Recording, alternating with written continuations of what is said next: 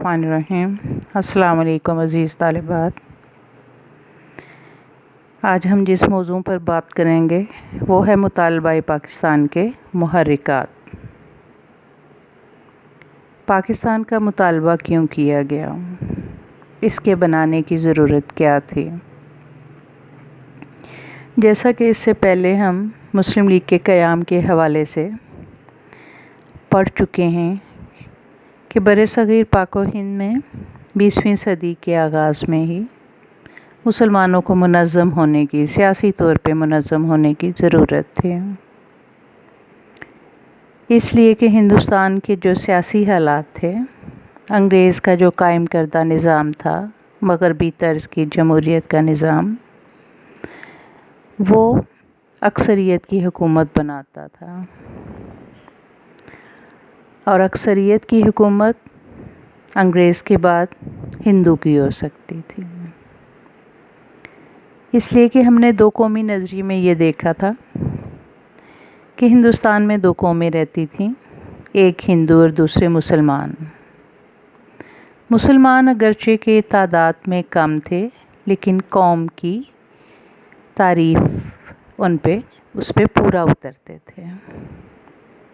Sir Syed ने ही सबसे पहले मुसलमान को फ़िरका के बजाय कौम के लफ्ज़ से पुकारा और सर सैयदी की कोशिशों से मुसलमानों में सियासी बेदारी पैदा हुई। हिंदुस्तान में इंडियन नेशनल कांग्रेस के क़याम ने साबित कर दिया था कि वो हिंदुओं की जमात बन चुकी है, तो मुसलमानों ने मुस्लिम लीग का क़याम किया। इसके अलावा फ़िरका वाराना तंजीमें मुसलमानों का कत्लेआम करती थीं। हिंदुस्तान में वो राम राज कायम करने की ख़्वाहां थीं। ऐसे हालात में मुसलमानों को अपने तहफ़्फ़ुज़ की ज़रूरत थी। वो इस रोज़मर्रा के फ़िरका वाराना फ़सादात से तंग आ चुके थे। अंग्रेज़ के चले जाने के बाद हिंदू की हुकूमत में मुसलमानों की ज़िंदगी मुश्किल नज़र आ रही थी और ऐसे वक्त में फिर मुसलमानों ने सोचा कि उन्हें एक आज़ाद रियासत चाहिए। वो आज़ाद रियासत जिसको कि इस्लामी रियासत का नाम दिया गया था। फ़िरका वाराना फ़सादात ने अगर राम राज कायम करने की कोशिश की तो बरसग़ीर पाक व हिंद के मुसलमानों ने हिंदुस्तान के अंदर एक आज़ाद इस्लामी रियासत की कोशिशें शुरू कर दी। मुतालबा पाकिस्तान पे तवज्जो करें तो ये बात सामने आती है कि हिंदू और मुसलमान के दरमियान जो बुनियादी इख्तलाफात थे, उसमें एक इख्तलाफ तबक़ाती तक़सीम का भी था। हिंदू समाज में ज़ात पात और रंग व नस्ल की तमीज़ थी। मुसलमान इससे खौफज़दा थे। हिंदुओं के मुकाबले में अगरचे के मुआशरती मकाम जिनसा था, मुसलमानों का कम होने का डर पैदा हो रहा था और हिंदू की हुकूमत में सियासी आज़ादी से भी महरूम रहते और मुआशरती तौर पर भी हिंदुओं की मुस्तकिल ग़ुलामी का शिकार हो जाते।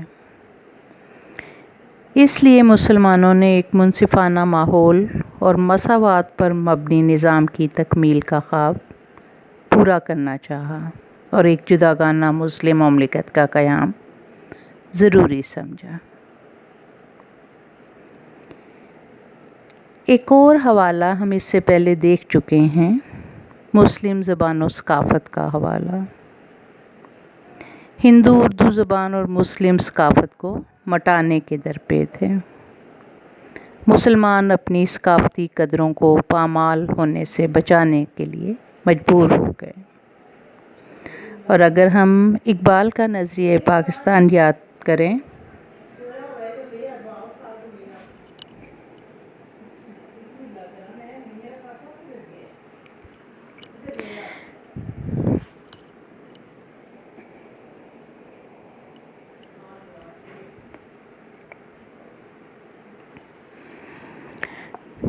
تو اقبال نے بھی اس خطے میں مسلم ثقافت کو بچانے کے لیے اسلامی ریاست کا تصور دیا تھا۔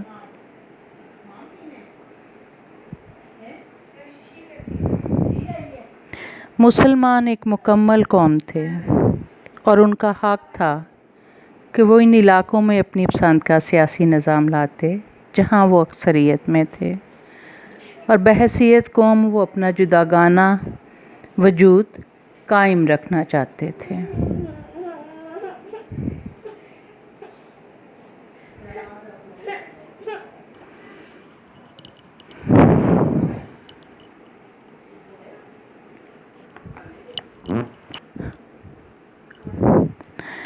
وقت گزرنے کے ساتھ ساتھ ہندوؤں کا رویہ، ہندوؤں کے عزائم کھلتے چلے گئے۔ وہ ہندو اور مسلمان جو آغاز میں آزادی کے لیے مل کر کوششیں کرتے رہے، 1937 کا سال آتے آتے کانگریس نے کھل کے اپنے آپ کو واضح کر دیا۔ 1937 سے 1939 تک برصغیر میں کانگریس نے وزارتیں بنائیں۔ اس دوران میں ہندوؤں نے اپنے اقتدار کا استعمال مسلمان قوم کو دبانے اور اسے حقوق سے محروم کرنے کے لیے کیا۔ تعصب کی اس تصویر نے مسلمانوں کو الگ وطن حاصل کرنے پر مجبور کیا۔ انہیں علم تھا کہ جمہوریت اکثریت کی حکومت کا نام ہے اور اکثریت ہندوؤں کی تھی۔ یوں مسلمان مستقل طور پر ہندوؤں کی غلامی کا شکار ہو جاتے ہیں، اور ہم یہ کہہ سکتے ہیں کہ کانگریس کی وزارتوں کا قیام ہی اصل میں ہندوستان کی تقسیم کی طرف مسلمانوں کو لے آیا۔ تقسیم کی طرف لانے کے ساتھ ہی مسلمان نے یہ بات واضح کر دی کہ مسلمان اپنے ضابطۂ حیات کے ساتھ ہی برصغیر پاک و ہند میں بھی رہنا چاہتا تھا، اور اگر ایسا ممکن نہیں تھا تو مسلمان ہندوستان کی تقسیم کے ساتھ پاکستان کا قیام، ایک اسلامی ریاست کا قیام چاہتا تھا۔ مسلمان اسلامی نظام کو عملی طور پر نافذ دیکھنا چاہتا تھا، اور یہ ہندو اکثریت والے جنوبی ایشیا میں ممکن نہ تھا۔ اس لیے شمال مشرق اور شمال مغرب کے مسلم اکثریتی علاقوں میں پاکستان کے قیام کا مطالبہ کیا گیا تاکہ مسلمان پاکستان کو اسلامی نظام کی ایک تجربہ گاہ بنا سکیں۔